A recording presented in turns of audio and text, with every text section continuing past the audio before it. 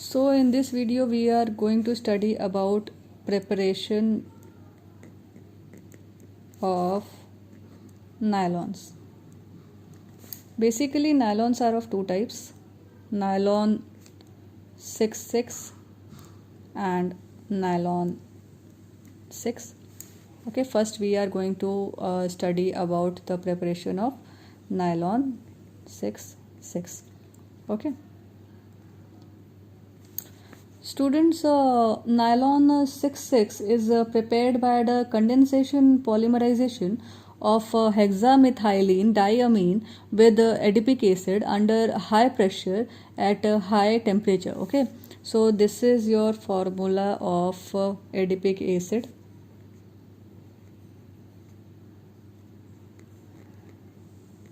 Okay, this is your adipic acid plus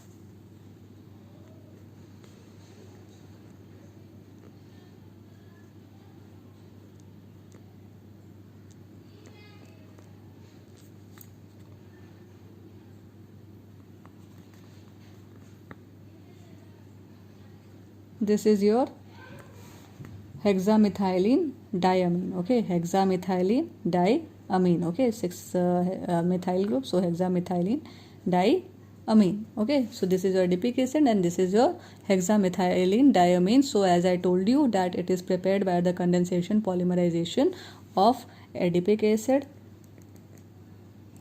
and hexamethylene diamine.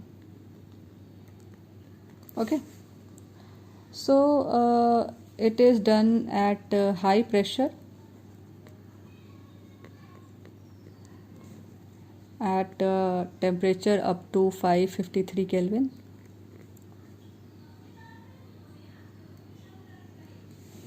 Okay, at temperature up to 553 Kelvin.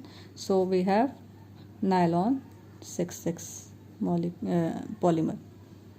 This is the structure of nylon 66 polymer.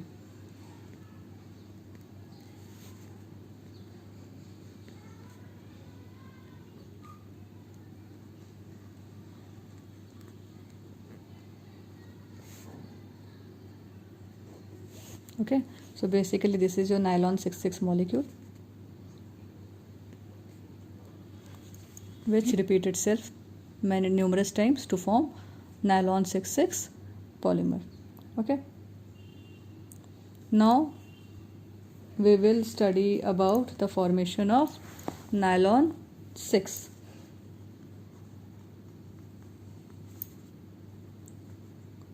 Okay, so nylon 6 is obtained by heating caprolactam with water at high temperature.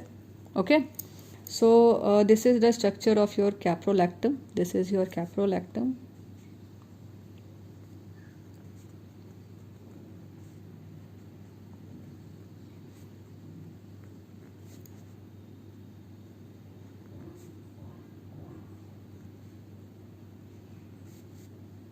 Okay, this is your caprolactam. Fine. So caprolactam is basically heated with water at temperature about 533 to 543 Kelvin, and then it gives nylon 6. This is the structure of nylon 6.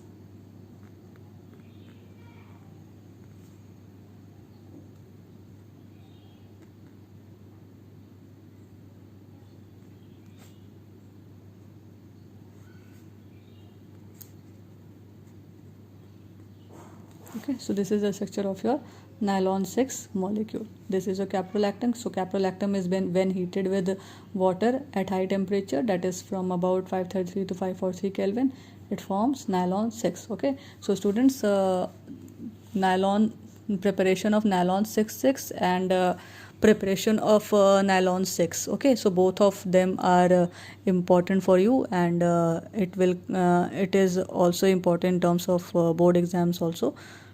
Okay, so keep it in mind and study it carefully.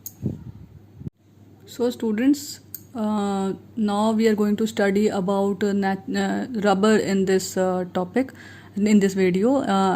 The first one is your natural rubber. Okay, so basically rubber is a natural polymer and possesses elastic properties. It is also termed as elastomer and has a variety of uses. It is manufactured from rubber latex, which is a colloidal dispersion of rubber in water. This latex is obtained from the bark of a rubber tree and is found in India, Sri Lanka, Indonesia, Malaysia, and also in South America. Okay, so students, basically rubber can be considered as a linear polymer of isoprene. This is the IUPAC name of the isoprene, which is 2-methyl-1,3-butadiene. Okay, so basically it is a polymer of isoprene and is also called as cis-1,4 polyisoprene. This is the structure of natural rubber. Okay, one more thing. As you have studied earlier, that the rubber has elastic properties. This is because the molecules, the monomers of the rubber has weak van der Waals forces between them, and due to these weak van der Waals forces, they can be stretched like a spring and can retain their shape back. Okay, so that is why it bears elastic properties and also known as elastomers. Okay, so they behave like elastomers. Okay, so this is all about your natural rubber. Next is your vulcanization of rubber. Students, vulcanization of rubber is basically used for increasing the quality of the rubber. Okay, basically it is used for increasing the quality of the rubber. It is nothing but heating of the raw rubber with sulfur. Okay, heating up of raw rubber with sulfur. Basically it is done because natural rubber becomes soft at temperatures greater than 335 Kelvin and brittle at low temperatures, which is less than 283 Kelvin.